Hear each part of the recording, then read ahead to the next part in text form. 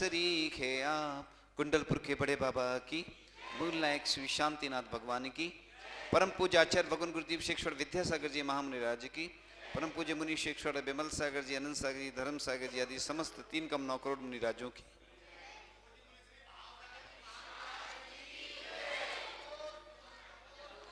एक छोटा सा बच्चा था और मां कहकर गई कि मैं आ रही हूं अभी थोड़ी देर में, और पिता ने एक नोटों का बंडल दिया था। नोटों का बंडल दिया था तो वह ओम शांति नोटों का बंडल दिया था और नोटों का बंडल चूल्हा जल रहा था, उसी के पास में रखकर वह मां चली गई। और जो नोटों का बंडल था, मां चली गई और बच्चा तो छोटा था, वह जानता नहीं था कि ये नोट हैं क्या हैं। तो उस बच्चे ने नोटों का बंडल उस आग में, चूल्हे में डाला तो आग और तेज जलने लगी। उसको बहुत अच्छा लग रहा था बच्चे को। उसको क्या मालूम कि ये नोट हैं। आपको मालूम होता तो आप लोग जलती हुई आग में से भी निकाल लेते नोट। तो बस अब मां आई और मां को बहुत गुस्सा आ गया और उसको बहुत क्रोध आया मां को, और उस मां ने उस चूल्हे में उस बच्चे को डाल दिया और बच्चा भी जलकर खाक हो गया, राख हो गया। और इसके आगे की कहानी अभी आएगी। ये बात चल रही है उसकी बात चल रही है क्रोध की, जिसके माध्यम से व्यक्ति अंधा हो जाता है क्रोध में। उधर थोड़ी सी व्यवस्था कर लो, व्यवस्था बीच में। तो क्रोध में व्यक्ति अंधा हो जाता है। और आप लोगों के साथ प्रतिदिन ये घटना घटती रहती है। आपके साथ प्रतिदिन ये घटना घटित होती रहती है। आपके साथ भी ऐसी घटनाएं प्रतिदिन घटित होती रहती हैं। आप लोग भी क्रोध के कारण उबल जाते हैं। और क्रोध से क्या क्या हानि होती है। तो एक खरगोश को एक क्रोधी व्यक्ति का ब्लड चढ़ाया गया।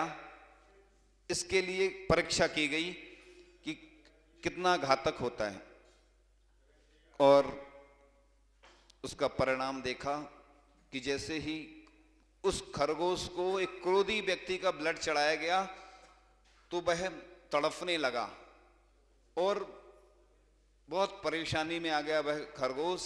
और क्रोधी व्यक्ति का जो ब्लड चढ़ाया गया तो वह खरगोश तड़प तड़प कर मृत्यु को प्राप्त हो गया। ऐसा बताते हैं कि एक होते हैं रेड ब्लड सेल्स होते हैं ना, यानी उनको बोलते हैं लाल रक्त कणिकाएं, है ना। WBC होते हैं ना, व्हाइट ब्लड सेल्स, यानी सफेद रक्त कणिकाएं। तीर्थंकरों का ब्लड कैसा होता है? खून सफेद होता है। अपना कैसा होता है? लाल होता है। तो WBC RBC होते हैं। तो 1600 कण जो होते हैं ना वो काले हो जाते हैं। क्रोधी व्यक्ति इतना खतरनाक होता है, इसलिए अपन को छोड़ तो नहीं सकते क्रोध को, लेकिन बच तो सकते हैं। इसलिए क्षमा इसका प्रतीक रूप है। यानी अगर क्रोध से बचना है तो क्षमा करना। अब मैं बताया था ना कि प्रतिक्रमण करते, नैनो प्रतिक्रमण, है ना। ओम नमः, सबसे क्षमा, सबको क्षमा, सुखी रहें सभी आत्मा, सभी बने परमात्मा। ये क्षमा वाणी क्यों आती है? इसलिए आती है कि अपन का किसी से कुछ हो गया तो क्षमा मांग लो। इंग्लिश में बोलते आई एम सॉरी, बस। और छोटी सी मतलब पंक्ति है और बस इतने में हो जाता सब कुछ। लेकिन अपने यहाँ ऐसा नहीं लिखा है। अपने यहाँ तो लंबी चौड़ी कथा होती है, जिसका जैसा केस है। अदालत में सबसे ज्यादा केस चलते क्यों चलते बताओ? परिवार के चल रहे होंगे, समाज के चल रहे होंगे और भी चल रहे होंगे, किसी की हत्या को लेकर या कोई और भी, तो लोग ये बोलते हैं कि बाद में समझौता ही होता है। एक वकील ने कहा था जितने भी केस चलते हैं समझौता के अलावा कुछ नहीं होता है, लेकिन इसलिए केस चलते रहते जब तक वो ठंडे पड़ जाते हैं मामले, तो फिर निपट जाते हैं, चाहे मंदिर के मामले हों चाहे और सामाजिक मामले हों। तो इसी प्रकार से अगर किसी से कुछ हो गया तो पहले हम क्या करें, सबसे पहले तो जैसे जब क्रोध आए तो उल्टी गिनती शुरू कर दो और वो स्थान छोड़ दो। पहले तो जिन व्यक्तियों के माध्यम से क्रोध आता है, चाहे घर में हो चाहे परिवार में चाहे समाज में चाहे कहीं भी, उन व्यक्तियों से बचने का प्रयास करो। क्योंकि क्या होता है ना, कुछ लोग ऐसे होते हैं जिनको हर बात पे गुस्सा आता है, तो अपन क्या करते, फिर ऐसे लोगों से दूर रहें। क्यों रहें? क्योंकि मालूम है कि इनको तो गुस्सा आना ही है, तो इसलिए उससे उस व्यक्ति से दूर ही रहते लोग। और दुश्मन भी सबसे ज्यादा होते हैं उसके, जो व्यक्ति क्रोध करता है ना, तो उसके दुश्मन, दोस्त भी दुश्मन बनते जाते, घर के परिवार के सब। तो इसलिए उससे बचने का उपाय यही है। एक महिला थी, साधु के पास गई कि मुझे क्रोध बहुत आता है, आप कुछ दवाई दे दो। साधु ने कहा एक सप्ताह बाद आना। साधु ने दवाई दे दी, फायदा भी कर गई, बताएंगे अभी उसके बारे में। तो इससे heart attack, cancer, blood pressure और रोगों से लड़ने की क्षमता की कमी, यानी जो व्यक्ति क्रोध करता है तो रोगों से लड़ने की क्षमता उसकी कम होती जाती। इतनी सारी बीमारियां होती हैं, हाइपरटेंशन। एक बार आचार्य श्री को जब बताया, कक्षा चल रही थी, तो आचार्य श्री बोले इतने सारे रोग होते हैं क्रोध करने से। हाँ, तो हमने जब चर्चा की, आचार्य श्री क्लास चल रही थी, उसमें विषय आया था। तो क्रोध करने से कितनी हानि हो जाती है ये समझने लायक। चाहे छोटे बच्चे हों, जैसे कहते ना, कांच का गिलास था फूट गया, और क्रोध दुनिया भर का अपन ने कर लिया उसके ऊपर, नौकर के ऊपर। कितने का था गिलास, ज्यादा महंगा नहीं रहता, लेकिन कई बार अपन छोटे छोटे निमित्तों से, कभी कभी क्रोध करना आवश्यक भी होता है कोई अच्छे काम में। कई बार किसी को डांटना हो, बच्चे को डांटना हो, किसी कोई स्कूल में है, कहीं और भी ऑफिस में है, तो वो बात अलग है, लेकिन अपना भाव उसमें गलत नहीं होना चाहिए, उद्देश्य गलत नहीं होना चाहिए। तो इसी प्रकार से जब वह व्यक्ति का जो चल रहा था प्रसंग, कि उस व्यक्ति ने फिर क्या किया कि अपनी पत्नी को भी एक तलवार ली और उस पर वार कर दिया कि इस पत्नी ने इस बच्चे को मारा। तो धीरे पहले बच्चा खत्म हो गया, फिर पत्नी खत्म हो गई, इस प्रकार से पूरा परिवार ही समाप्त हो गया। यानी छोटा सा क्रोध भी कितना घातक होता है। और जब भी अपन, कई बार क्या होता है ना, जो कमजोर होता है उसके ऊपर गुस्सा करते हैं। जैसे पति होता है ना, पत्नी के ऊपर ज्यादा गुस्सा करता है, क्योंकि वो उस पर रौब झाड़ता है, दिखाता है। ऑफिसर होते हैं ना, कई बार अपना रौब दिखाने के लिए वो ऐसा करते हैं जिससे थोड़ा सा हमारा प्रभाव बना रहे, लेकिन कई कई बार उसका उल्टा असर हो जाता है। जैसे बच्चे पढ़ते नहीं है तो गुस्सा तो आता है, मम्मी को, माँ को गुस्सा आता है। क्यों आता है? कि बच्चे, उसका भविष्य उसको दिख रहा है। लेकिन बच्चों को हमेशा डांटते रहेंगे तो वो बच्चे भी क्या हो, जिद्दी हो जाते हैं। उनकी मेंटलिटी बन जाती है बच्चों की कि अब मम्मी को तो डांटना ही है, पापा को डांटना है, तो अपन तो कर दो। अब बच्चे हैं, छोटे रहते हैं, मस्ती करते हैं, खेलने में। जितने भी बच्चे हैं, पढ़ाई की बोलोगे ना तो वो बहाने बनाएंगे। पेट में दर्द है, स्कूल जाना हो ना तो कहते आज ये हो गया, आज वो हो गया, बहाने बनाते बच्चे, क्योंकि पढ़ाई में उनका मन नहीं लगता। और पढ़ाई में मन नहीं लगता है तो वो बहाने बनाने लगते हैं। लेकिन अगर हम उनको डांटे तो कभी उसको प्यार भी करें। एक व्यक्ति था, उसके पिता ने उसको डांट दिया, वो बड़ा हो गया, उसने सुनाया था उनमें, बाद में तो वो महाराज जी बन गए तो उनके पिताजी ने एक बार मारा उसको, रोने लगे वो। तो उन्होंने, पिताजी ने कहा कि देखो, अपने बच्चे को ही डांटा जाता है, अपने बच्चे को ही मारा जाता है, ऐसा थोड़ी होता। प्यार बच्चे को करें अपने और डांटें दूसरे बच्चे को। तो कई बार डांट भी, शिष्य और शिष्य में डांट आवश्यक होती है। इसलिए अगर माता पिता डांट रहे हैं, गुरु डांट रहे हैं, तो उनमें, उसमें उनका कुछ अच्छा ही छिपा होता है। आचार्य श्री भी हम लोगों को डांटते हैं। कई बार कक्षा लगती थी, हम लोग पीछे कुछ बात कर रहे तो तुरंत टोक देते थे। तो और भी कई बार होता है, कई बात पे डांट भी मिलती है, प्रशंसा भी मिलती है। क्योंकि आजकल बच्चे जो होते ना, कोई टीचर डांट देता तो वो कब टीचर को मार दें। आज के बच्चे बहुत खतरनाक हैं, क्योंकि पहले के बच्चे गुरु महाराज को देखते ही साथ डरते थे उनसे, और आज तो गुरु डरते हैं, टीचर डरते हैं बच्चों से। तो बच्चों की स्थिति ये हो गई कि बच्चे खतरनाक होते चले जा रहे हैं। कई ऐसे प्रसंग आए, अभी कई घटनाएं घट गई कि विदेशों में भी और भारत में भी, कि बच्चों ने टीचर के ऊपर हमला कर दिया, हथियारों से हमला कर दिया। सोचो, छोटे छोटे बच्चे, और उनको डांट दिया तो बस वो ये स्थिति हो रही है। लेकिन कभी कभी डांटना भी आवश्यक है, लेकिन माता पिता अगर बच्चों को उतना ही प्यार करेंगे, देखो पढ़ाई के समय पढ़ाई करें बच्चे, तो वो आगे चलकर अच्छे व्यक्ति बने जाएंगे। क्योंकि माता पिता की सोच ये होती, पहले जितने में पूरा परिवार पढ़ता था, आज उतने में एक बच्चा पढ़ता है। इतनी मेहनत, मतलब इतनी पढ़ाई में खर्च होता है। कई पेरेंट्स आते हैं, माता पिता हमारे पास, महाराज जी हमारी आर्थिक स्थिति ठीक नहीं है, बच्चों को पढ़ाना है, आप कहीं से किसी से कुछ मदद करवा दें। सोचिए, मतलब उधार लेके बच्चों को पढ़ा रहे हैं। और बच्चे क्या करते हैं, बाहर जाते हैं तो मोबाइल पे गेम खेलेंगे, इधर उधर मस्ती करेंगे। बड़े हो जाते तो नगरों में, शहरों में जाते हैं तो कई स्मोकिंग करेंगे, ड्रिंक करेंगे, और भी गलत सप्त व्यसनों में लिप्त हो जाते। खराब आदतें हो जाती हैं बच्चों की।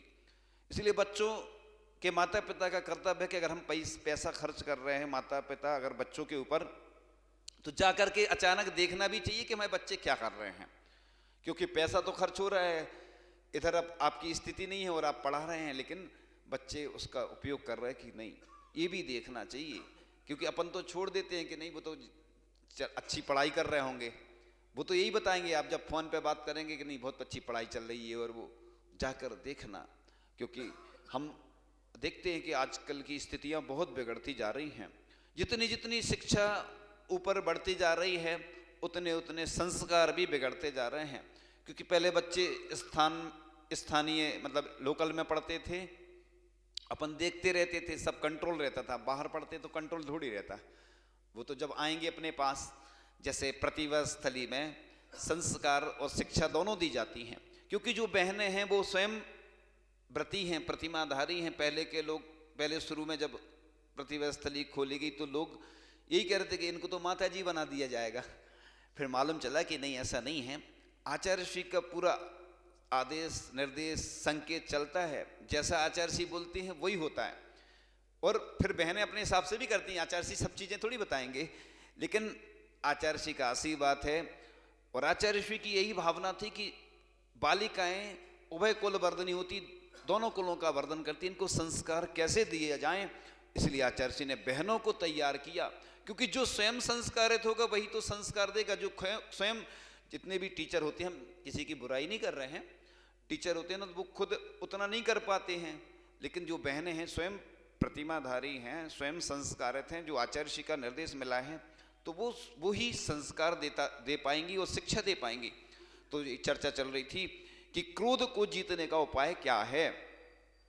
तो क्रोध तो आता है, क्रोध को हम त्याग तो नहीं सकते, लेकिन बच तो सकते हैं निमित्तों से।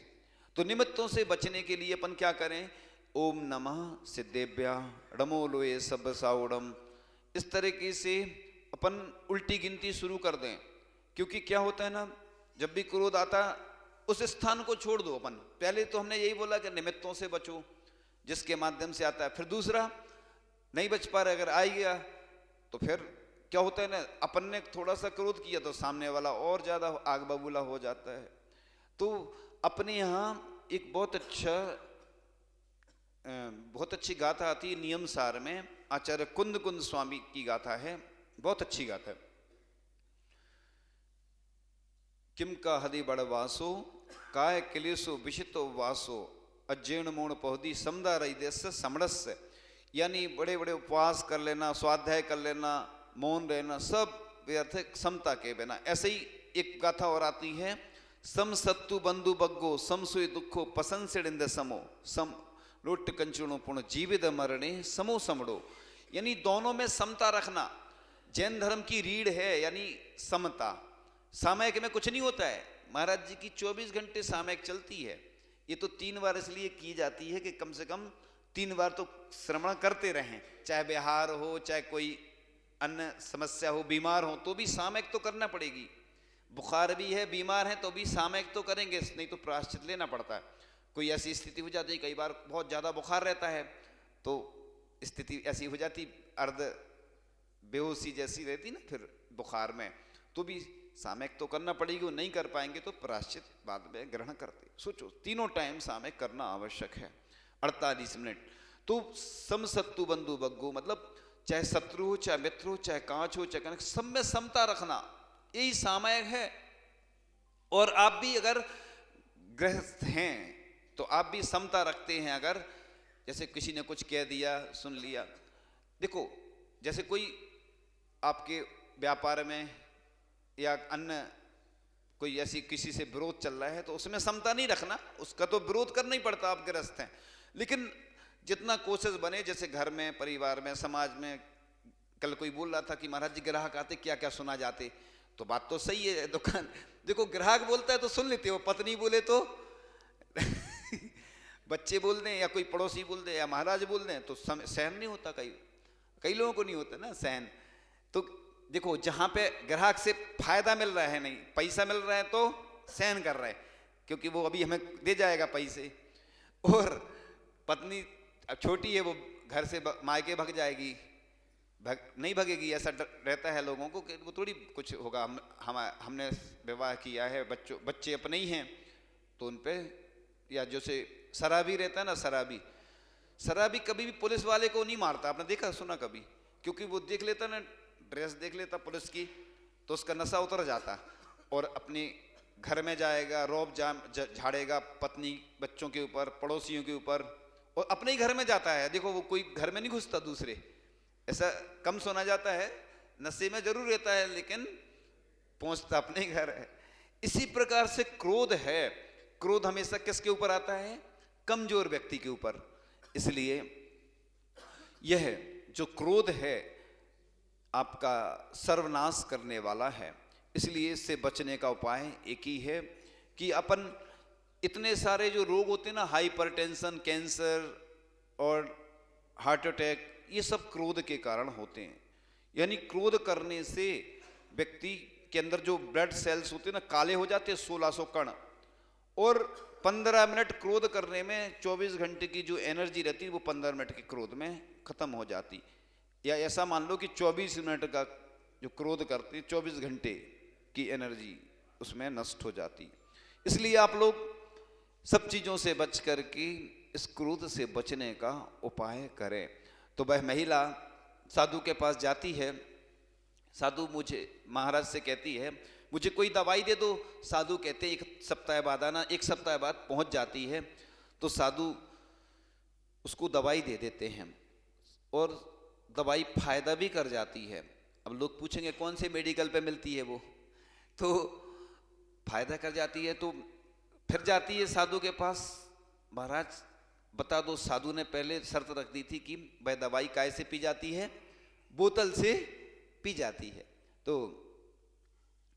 वह दवाई फायदा कर जाती है और वह जो पहले दुबली थी अच्छी मोटी हो जाती है महिला, यानी उसका घर स्वर्ग बन जाता है। पहले नरक था उसका घर, यानी परिवार, देश, समाज सब अच्छा माहौल हो जाता है। और वह महिला साधु के पास जाती है कि आप उस दवाई का नाम बता दो, कौन सी थी वह दवाई। साधु कहते क्या करना, फायदा हो गया।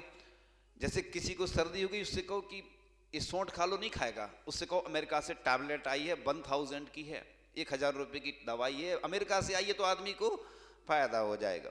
और अगर तुम बोल दो ये सौंठ है तो आदमी नहीं खाएगा। अरे सौंठ तो ये सामान्य वाली है, घरेलू दवाई है। आपको एक चीज़ बता, जितनी भी टैबलेट बनती हैं, चाहे वह आयुर्वेदिक हो, चाहे एलोपैथी हो, चाहे होम्योपैथिक, सब इन्हीं बेस पे बनती हैं। बस उसके केमिकल प्रोडक्ट रहते हैं, वो केमिकल निकाल के उन्हीं प्रोडक्ट के माध्यम से वो टैबलेट बना दी जाती, क्योंकि लोगों को इतना, पहले के लोग कूटते थे पीसते थे, इतना टाइम किसको है। अब एक आती है कि एक दवाई आती ना 64 पहरी पीपल, 64 पहर तक उसको मतलब करना पड़ता था। उस इतनी सारी, इतना समय है लोगों के पास, फास्ट लाइफ, फास्ट फूड और फास्ट डेथ।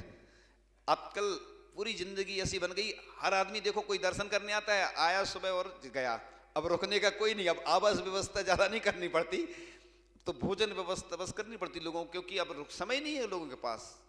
लोकल में नहीं आते लोग, तो बाहर के तो फिर समय है ही नहीं। व्यस्तता बढ़ती जा रही लोगों की, फास्ट लाइफ होती जा रही। तो ऐसे ही लोगों को दवाई चाहिए, टैबलेट, कैप्सूल, तुरंत खाया, इंजेक्शन, ग्लूकोज की बाटल, तुरंत आराम करे। तो लोगों को आजकल इतना समय नहीं कूटने पीसने का, इसलिए। तो साधु से पूछा कौन सी दवाई थी, उसने कहा कुछ नहीं। फिर साधु से जब बहुत जिद करने लगी महिला, उसने कहा वो पानी था बोतल में, जब तुम्हें गुस्सा आता था तुम मुंह में लगा लेती थी तो मुंह बंद हो जाता तो सबसे अच्छा है कि जब भी क्रोध आए तो मौन धारण कर लो, तो उतनी देर को आप टल जाएगा वो, फिर शांत हो जाए। इसलिए अदालत में जितने भी केस चलती वो पहले शांत हो जाते, धीरे धीरे करके फिर निपटा देते। तो आदमी भी सोचता है यार इतना पैसा लग गया, इतने बार बार जाना पड़ता, कौन चक्कर में पड़े। कई लोग अदालत से बचने के लिए तुरंत केस निपटा देते, ले दे के निपटा देते, क्योंकि बाद में उतना पैसा उससे ज्यादा लग जाएगा, मानसिक टेंशन, दुकान बंद करो, बिजनेस करो, सर्विस बंद करो। तो ये तरीके होते हैं मतलब बचने के।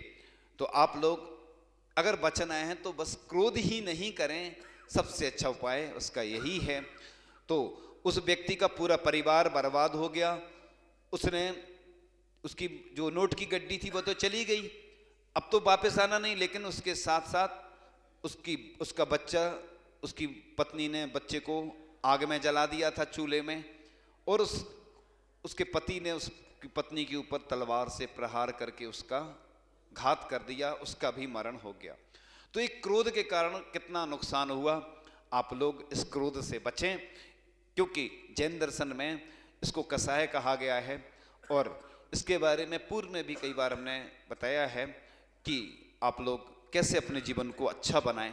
आपका जीवन इतना अच्छा बने कि आप सुख शांति के साथ अपना जीवन व्यतीत कर सकें, धार्मिक क्रियाएं कर सकें, और आप हमेशा स्वस्थ रहें, आपका जीवन अच्छा बने और आप निरोगी हों, इन्हीं भावनाओं के साथ कि आप ऊंचे उठकर इस क्रोध से बचकर क्षमा को धारण करें।